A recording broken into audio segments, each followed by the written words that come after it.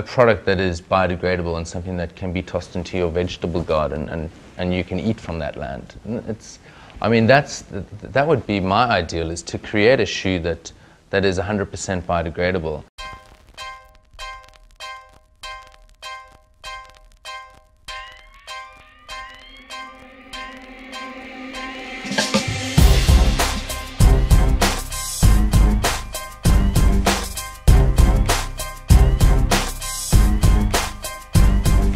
So my mission was to try to focus on creating a shoe that's stitched up to form a three-dimensional shape.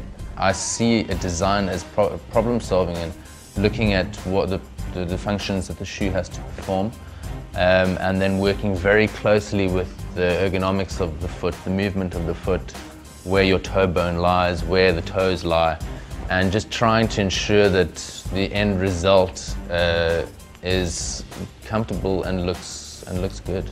So it all begins on the last. I tape up the last with masking tape. I draw on it to create the pattern. I design around the foot, and when I splay those patterns and transfer the information from 3D to 2D, so from a 3D plane to a flat surface, I do it in a way that builds structural integrity into the design. The end result is, as the shoe is stitched up, it actually once again forms the shape of the last. Footwear is one of the most pollutant industries. There's a lot of serious chemicals and really intense processes involved in the development of the bottom stock, the sole components, and typical footwear production. To speed it up, they make use of heat-set silicones and those kind of plasticky things that you feel underneath the leather or underneath the fabric, whatever the shoe is. It was my own private passion of trying to configure a new approach to footwear production that didn't involve using plastics and silicones and heat-set silicones, which are how most shoes are made. A way that I got around making a high-quality product was to use very high-end fabrics and upholsteries. We started incorporating those into our product.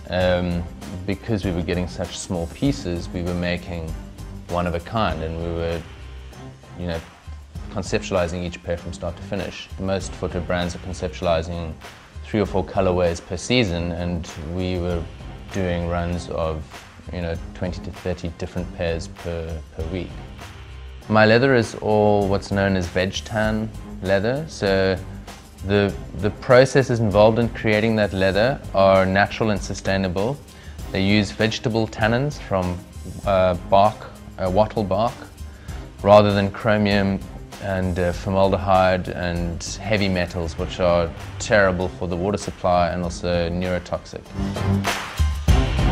You may think that punching a simple hole, gluing an insole is a simple operation, but for that end result to look as close to perfect as possible, each and every operation has to be done perfectly. If you're joining 2 pieces and they're 2 mils off, the shoe just doesn't work, or the left foot doesn't look like the right foot. This space really allows me to be incredibly creative, and it's a direct result of this tight-knit team that I have working for me. Each of them is a master in what they do. I focused on purely vegan footwear for 13 years, and I've now made the move to sustainable footwear, using natural corks, using natural rubbers, looking at the glues and the chemicals involved, and to look at the developing processes that make footwear more sustainable.